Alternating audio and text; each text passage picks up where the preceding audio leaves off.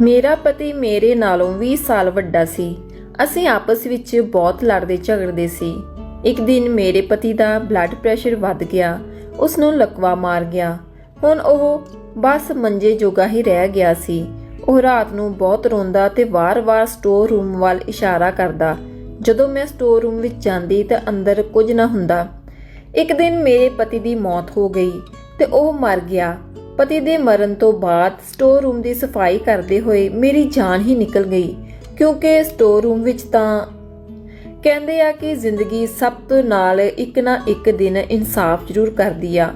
ਕੁਝ ਲੋਕਾਂ ਵਿੱਚ ਇਨਸਾਫ ਹੋ ਜਾਂਦਾ ਏ, ਪਤਾ ਵੀ ਨਹੀਂ ਲੱਗਦਾ। ਉਹਨਾਂ ਲੋਕਾਂ ਵਿੱਚੋਂ ਮੈਂ ਆ। ਮੇਰਾ ਨਾਮ ਰਮਨ ਆ। ਮੈਂ ਬਹੁਤ ਜ਼ਿਆਦਾ ਖੂਬਸੂਰਤ ਸੀ। ਮੇਰੇ ਮਾਂ-ਬਾਪ ਨੇ ਮੇਰਾ ਵਿਆਹ ਇੱਕ ਸਰਕਾਰੀ ਨੌਕਰ ਨਾਲ ਕਰਵਾ ਦਿੱਤਾ, ਜੋ ਕਿ ਇੱਕ ਬਹੁਤ ਹੀ ਉੱਚੇ ਪਦ ਉੱਤੇ ਲੱਗਾ ਹੋਇਆ ਸੀ। ਪਰ ਮੇਰਾ ਪਤੀ ਮੇਰੇ ਨਾਲੋਂ 20 ਸਾਲ ਵੱਡਾ ਸੀ। ਜਦ ਅਸੀਂ ਦੋਵੇਂ ਇਕੱਠੇ ਬਾਹਰ ਜਾਂਦੇ ਤਾਂ ਲੋਕ ਸਮਝਦੇ ਕਿ ਬਾਪ ਬੇਟੀ ਜਾ ਰਹੇ ਆ। ਉਸ ਨੇ ਮੈਨੂੰ ਕਿਹਾ ਕਿ ਤੂੰ ਜ਼ਿਆਦਾ ਤੋਂ ਜ਼ਿਆਦਾ ਖਾਇਆ ਕਰ ਅਤੇ ਆਪਣਾ ਵਜ਼ਨ ਵਧਾ ਤਾਂ ਕਿ ਤੂੰ ਮੇਰੇ ਬਰਾਬਰ ਲੱਗ ਸਕੇ। ਮੈਂ ਮਜ਼ਾਕ ਵਿੱਚ ਕਹਿ ਦਿੱਤਾ ਕਿ ਤੁਸੀਂ ਆਪਣਾ ਵਜ਼ਨ ਘੱਟ ਕਰ ਲਓ ਅਤੇ ਉਸਨੇ ਅਗਲੇ ਹੀ ਪਲ ਮੇਰੇ ਮੂੰਹ ਤੇ ਥੱਪੜ ਮਾਰ ਦਿੱਤਾ। ਹਾਲੇ ਸਾਡੇ ਵਿਆਹ ਨੂੰ 4 ਦਿਨ ਹੀ ਹੋਏ ਸੀ ਕਿ ਉਸਨੇ ਮੇਰੇ ਉੱਤੇ ਹੱਥ ਚੱਕ ਦਿੱਤਾ। ਮੈਂ ਹੈਰਾਨ ਰਹਿ ਗਈ, ਕਿਉਂਕਿ ਮੈਂ ਤਾਂ ਇਹ ਸਭ ਮਜ਼ਾਕ ਵਿੱਚ ਕਿਹਾ ਸੀ। ਇਸ ਨੇ ਤਾਂ ਮੈਨੂੰ ਇੰਨੀ ਜ਼ੋਰ ਦੀ ਮਾਰਿਆ ਕਿ ਮੈਂ ਜ਼ਮੀਨ ਉੱਤੇ ਹੀ ਡਿੱਗ ਪਈ। ਮੈਨੂੰ ਕਹਿਣ ਲੱਗਾ, ਔਰਤ ਆਂ ਤੇ ਔਰਤ ਬਣ ਕੇ ਰਹਿ। ਤੇਰੇ ਲਈ ਸਾਰਾ ਕੁਝ ਮੈਂ ਹੀ ਕਰਦਾ ਤੇ ਅੱਗੇ ਵੀ ਮੈਨੂੰ ਹੀ ਕਰਨਾ ਪੈਣਾ। ਤੈਨੂੰ ਕੋਈ ਹੱਕ ਨਹੀਂ ਤੂੰ ਮੇਰਾ ਮਜ਼ਾਕ ਬਣਾਵੀਂ। ਮੈਂ ਕਿਹਾ ਮੈਂ ਮਜ਼ਾਕ ਨਹੀਂ ਬਣਾ ਰਹੀ ਸੀ, ਪਰ ਉਸਨੇ ਇਸ ਗੱਲ ਦਾ ਬਹੁਤ ਬੁਰਾ ਬਣਾ ਲਿਆ। ਉਸ ਤੋਂ ਬਾਅਦ ਉਹ ਮੈਨੂੰ ਗੱਲ-ਗੱਲ ਉੱਤੇ ਤਾਨੇ ਦੇਣਾ ਰਹਿੰਦਾ।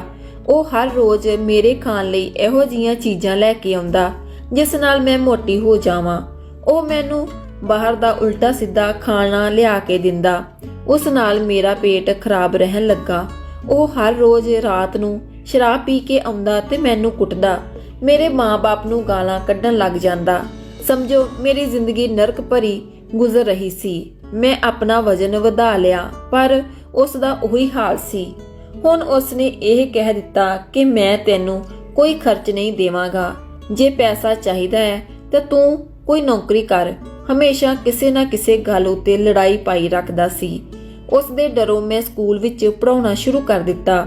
ਮੇਰੀ ਹਾਲਾਤ ਇੰਨੀ ਬੁਰੀ ਸੀ ਕਿ ਕਦੇ-ਕਦੇ ਤਾਂ ਮੈਂ ਸਕੂਲ ਦੇ ਬੱਚਿਆਂ ਦੇ ਸਾਹਮਣੇ ਹੀ ਰੋਣਾ ਸ਼ੁਰੂ ਕਰ ਦਿੰਦੀ। ਬੱਚੇ ਹੈਰਾਨ ਹੋ ਜਾਂਦੇ ਕਿ ਟੀਚਰ ਨੂੰ ਕੀ ਹੋ ਗਿਆ ਹੈ। ਉਹ ਮੇਰੇ ਕੋਲੋਂ ਪੁੱਛਦੇ, ਪਰ ਮੇਰੇ ਕੋਲ ਕੋਈ ਜਵਾਬ ਨਾ ਹੁੰਦਾ। ਉਹ ਬਹੁਤ ਹੀ ਗਿਰੀ ਹੋਈ ਸੋਚ ਦਾ ਮਾਲਕ ਸੀ।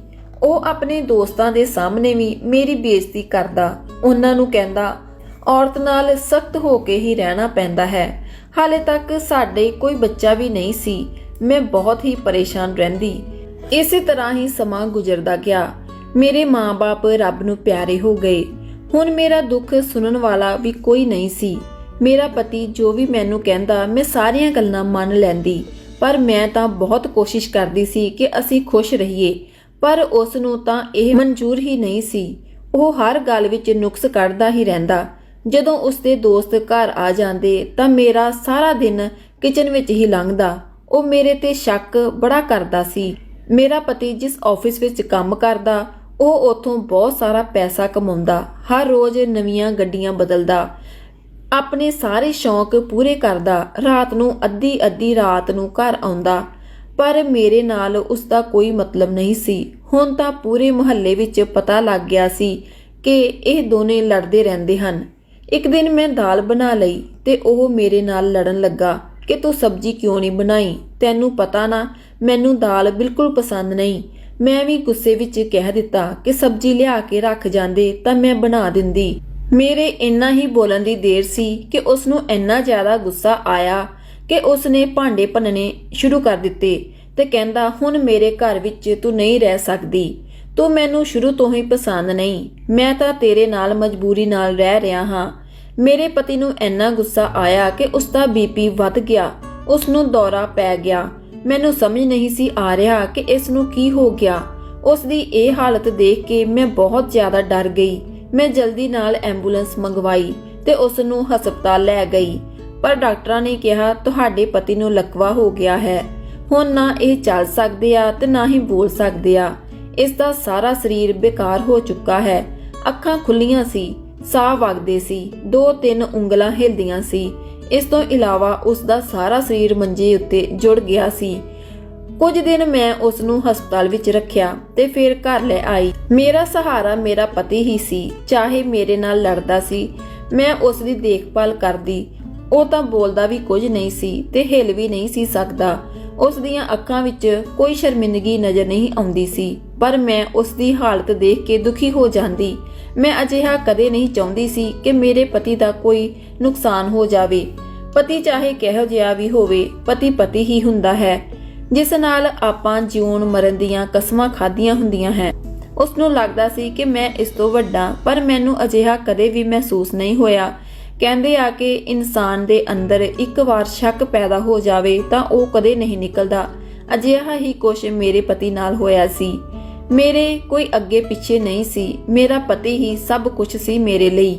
ਮੈਂ ਉਸ ਨੂੰ ਬਹੁਤ ਪਿਆਰ ਕਰਦੀ ਸੀ, ਪਰ ਉਸ ਦੇ ਅੰਦਰ ਵਹਿਮ ਪੈਦਾ ਹੋ ਗਿਆ ਕਿ ਕਿਤੇ ਇਹ ਮੈਨੂੰ ਛੱਡ ਕੇ ਨਾ ਚਲੀ ਜਾਵੇ। ਇਸ ਕਰਕੇ ਉਹ ਮੈਨੂੰ ਦਬਾਉਣ ਦੀ ਕੋਸ਼ਿਸ਼ ਕਰਦਾ ਰਹਿੰਦਾ। ਖੈਰ, ਮੈਂ ਉਸ ਦੀ ਬਹੁਤ ਸੇਵਾ ਕਰਦੀ, ਨਾਲ-ਨਾਲ ਨੌਕਰੀ ਵੀ ਕਰਦੀ। ਮੇਰੀ ਸੇਵਾ ਭਾਵ ਦੇਖ ਕੇ ਮੇਰੇ ਪਤੀ ਦੀਆਂ ਅੱਖਾਂ ਵੀ ਕੁਝ ਬਦਲਣ ਲੱਗੀਆਂ। ਇੱਕ ਦਿਨ ਮੈਂ ਘਰ ਦੇ ਕੰਮ ਜਲਦੀ ਨਿਪਟਾ ਰਹੀ ਸੀ ਤਾਂ ਮੇਰੇ ਪਤੀ ਨੇ ਇੱਕ ਅਜੀਬ ਜਿਹਾ ਇਸ਼ਾਰਾ ਕੀਤਾ। ਉਹ ਸਟੋਰ ਰੂਮ ਵੱਲ ਇਸ਼ਾਰਾ ਕਰ ਰਿਹਾ ਸੀ। ਮੈਂ ਉਸ ਨੂੰ ਪੁੱਛਿਆ ਕਿ ਸਟੋਰ ਰੂਮ ਵਿੱਚ ਜਾਣਾ ਚਾਹੁੰਦੇ ਹੋ ਤਾਂ ਉਸ ਨੇ ਨਾਂ ਦਾ ਇਸ਼ਾਰਾ ਕੀਤਾ ਤੇ ਮੈਨੂੰ ਕੁਝ ਵੀ ਸਮਝ ਨਹੀਂ ਆ ਰਿਹਾ ਸੀ। ਮੈਂ ਉਸ ਨੂੰ ਕਿਹਾ ਕਿ ਮੈਨੂੰ ਤੁਹਾਡੀ ਗੱਲ ਸਮਝ ਨਹੀਂ ਆਉਂਦੀ। ਫਿਰ ਉਹ ਚੁੱਪ ਕਰ ਗਿਆ। ਮੈਂ ਸਟੋਰ ਰੂਮ ਵਿੱਚ ਜਾ ਕੇ ਦੇਖਿਆ ਤਾਂ ਉੱਥੇ ਕੁਝ ਵੀ ਨਹੀਂ ਸੀ। ਮੇਰੇ ਪਤੀ ਦੀ ਹੁਣ ਨੌਕਰੀ ਵੀ ਛੁੱਟ ਗਈ, ਪੈਸੇ ਆਉਣੇ ਬੰਦ ਹੋ ਗਏ ਸੀ। ਰਿਸ਼ਤੇਦਾਰ ਵੀ ਜੋ ਹਰ ਵਕਤ ਆਉਂਦੇ ਸੀ, ਮਿੱਠੀਆਂ ਗੱਲਾਂ ਕਰਦੇ ਹੁੰਦੇ ਸੀ, ਕਿਉਂਕਿ ਮੇਰੇ ਪਤੀ ਸਰਕਾਰੀ ਅਫਸਰ ਸੀ। ਉਹਨਾਂ ਨੂੰ ਹੁੰਦਾ ਸੀ ਕਿ ਸਾਨੂੰ ਵੀ ਕੋਈ ਨੌਕਰੀ ਲਵਾ ਦੇਵੇ। ਉਹ ਟਾਈਮ ਤਾਂ ਸਭ ਆਉਂਦੇ ਸੀ, ਪਰ ਆਪਣਾ ਮਤਲਬ ਕੱਢਣ ਲਈ, ਪਰ ਹੁਣ ਉਹਨਾਂ ਨੇ ਵੀ ਆਉਣਾ ਬੰਦ ਕਰ ਦਿੱਤਾ ਸੀ। ਇੱਥੋਂ ਤੱਕ ਕਿ ਕੋਈ ਫੋਨ ਵੀ ਨਹੀਂ ਸੀ ਕਰਦਾ।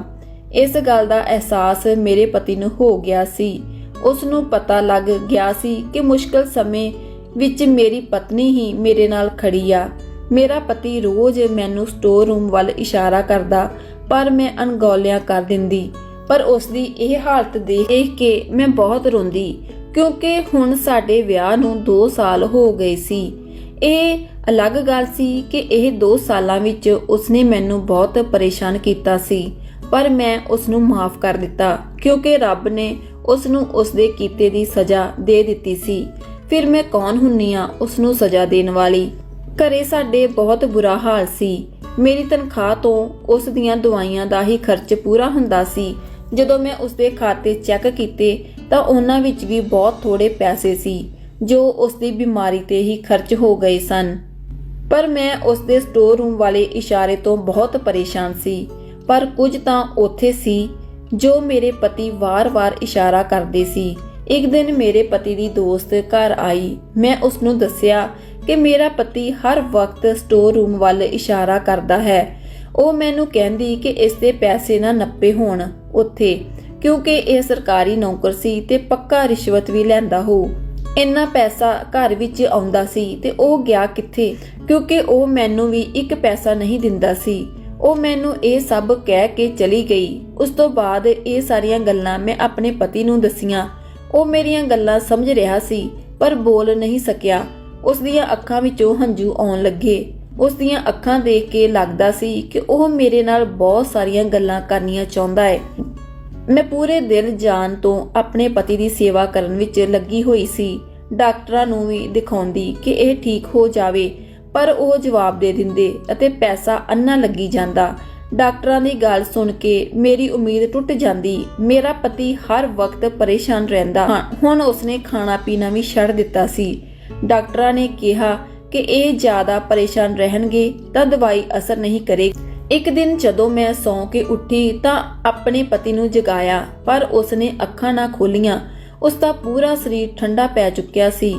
ਮੈਂ ਡਾਕਟਰ ਨੂੰ ਦਿਖਾਇਆ ਤਾਂ ਡਾਕਟਰ ਨੇ ਚੈੱਕ ਕਰਕੇ ਕਿਹਾ ਕਿ ਇਹ ਰਾਤ ਨੂੰ ਹੀ ਇਸ ਦੁਨੀਆ ਨੂੰ ਛੱਡ ਕੇ ਜਾ ਚੁੱਕਾ ਹੈ। ਮੈਂ ਰੋਣ ਲੱਗੀ। ਡਾਕਟਰ ਨੇ ਮੈਨੂੰ ਸਮਝਾਇਆ ਕਿ ਇਸ ਵਿੱਚ ਰੋਣ ਵਾਲੀ ਗੱਲ ਨਹੀਂ, ਕਿਉਂਕਿ ਤੇਰੇ ਪਤੀ ਜਿਸ ਹਾਲਤ ਵਿੱਚ ਸੀ ਉਸ ਦਾ ਮਰ ਜਾਣਾ ਹੀ ਵਧੀਆ ਸੀ, ਕਿਉਂਕਿ ਤੇਰੇ ਪਤੀ ਬਹੁਤ ਤਕਲੀਫ ਵਿੱਚ ਸੀ। ਫਿਰ ਮੈਂ ਖੁਦ ਨੂੰ ਸੰਭਾਲਿਆ, ਪਰ ਮੈਨੂੰ ਆਪਣੇ ਪਤੀ ਦੀ ਮਰਨ ਤੋਂ ਬਹੁਤ ਦੁੱਖ ਸੀ। ਕਿਉਂਕਿ ਉਸਦੇ ਹੁੰਦੇ ਮੈਂ ਆਪਣੇ ਆਪ ਨੂੰ ਸੁਰੱਖਿਅਤ ਮਹਿਸੂਸ ਕਰਦੀ ਸੀ। ਪਤੀ ਦੇ ਹੁੰਦੇ ਅਜਿਹਾ ਲੱਗਦਾ ਸੀ ਜਿਵੇਂ ਮੇਰਾ ਕੋਈ ਆਪਣਾ ਹੈਗਾ ਏ, ਭਾਵੇਂ ਉਹ ਸਿਰਫ ਨਾਂ ਦਾ ਹੀ ਸੀ। ਹੁਣ ਮੈਂ ਇਸ ਦੁਨੀਆ ਵਿੱਚ ਬਿਲਕੁਲ ਇਕੱਲੀ ਹੋ ਗਈ ਸੀ। ਇੱਕ ਦਿਨ ਮੈਨੂੰ ਯਾਦ ਆਇਆ ਕਿ ਮੇਰੇ ਪਤੀ ਸਟੋਰ ਰੂਮ ਵੱਲ ਇਸ਼ਾਰਾ ਕਰਦੇ ਸੀ। ਮੈਂ ਉਸ ਵਿੱਚ ਦੇਖਾਂ ਤਾਂ ਸਹੀ ਕੀ ਆ। ਮੈਂ ਸਟੋਰ ਰੂਮ ਦੀ ਤਲਾਸ਼ੀ ਲੈਣ ਲੱਗੀ, ਪਰ ਮੈਨੂੰ ਕੁਝ ਨਾ ਮਿਲਿਆ। ਮੈਂ ਅਲਮਾਰੀਆਂ ਨੂੰ ਪਾਸੇ ਕਰ ਕਰਕੇ ਦੇਖਣ ਲੱਗੀ। ਜਦੋਂ ਇੱਕ ਅਲਮਾਰੀ ਪਾਸੇ ਕੀਤੀ ਤਾਂ ਮੈਂ ਹੈਰਾਨ ਰਹਿ ਗਈ, ਕਿਉਂਕਿ ਉਸਦੇ ਮਗਰ ਲੋਕਰ ਬਣੇ ਹੋਏ ਸੀ। ਕੰਧ ਵਿੱਚ ਲੋਕਰ ਦੇਖ ਕੇ ਉਸ ਨੂੰ ਮੈਂ ਤੋੜਨਾ ਸ਼ੁਰੂ ਕੀਤਾ। ਕਾਫੀ ਜੱਦੋਜਹਿਦ ਤੋਂ ਬਾਅਦ ਉਹ ਟੁੱਟ ਗਿਆ। ਉਸਦੇ ਅੰਦਰ ਦੇਖ ਕੇ ਤਾਂ ਮੇਰੇ ਪੈਰਾਂ ਥੱਲੋਂ ਜ਼ਮੀਨ ਨਿਕਲ ਗਈ, ਕਿਉਂਕਿ ਉਹ ਲੋਕਰ ਪੈਸੇ ਅਤੇ ਸੋਨੇ ਨਾਲ ਭਰਿਆ ਪਿਆ ਸੀ। ਮੈਨੂੰ ਮੇਰੇ ਪਤੀ ਦੀ ਉਸ ਦੋਸਤ ਦੀ ਗੱਲ ਯਾਦ ਆ ਗਈ ਕਿ ਉਹ ਸੱਚ ਹੀ ਬੋਲਦੀ ਸੀ। ਇੱਕ ਲੋਕਰ ਨੋਟਾਂ ਦਾ ਤੇ ਦੂਜਾ ਲੋਕਰ ਸੋਨੇ ਦਾ। ਮੇਰੇ ਪਤੀ ਦੀ ਰਿਸ਼ਵਤ ਦੀ ਕਮਾਈ ਇਸ ਲੋਕਰ ਵਿੱਚ ਸੀ। ਉਹ ਸਰਕਾਰੀ ਨੌਕਰੀ ਕਰਦੇ ਸੀ ਤੇ ਨੌਕਰੀ ਕਰਦੇ ਹੋਏ ਉਸ ਨੂੰ ਘੱਟੋ ਘੱਟ 20 ਸਾਲ ਹੋ ਗਏ ਸੀ। ਇਹ ਕਮਾਈ ਪਾਪ ਦੀ ਸੀ ਜਾਂ ਮਿਹਨਤ ਦੀ, ਇਸ ਬਾਰੇ ਮੈਂ ਨਹੀਂ ਜਾਣਦੀ। ਹੁਣ ਮੈਨੂੰ ਸਮਝ ਆਇਆ ਕਿ ਮੇਰੇ ਪਤੀ ਸਟੋਰ ਰੂਮ ਵੱਲ ਕਿਉਂ ਇਸ਼ਾਰਾ ਕਰਦੇ ਸੀ।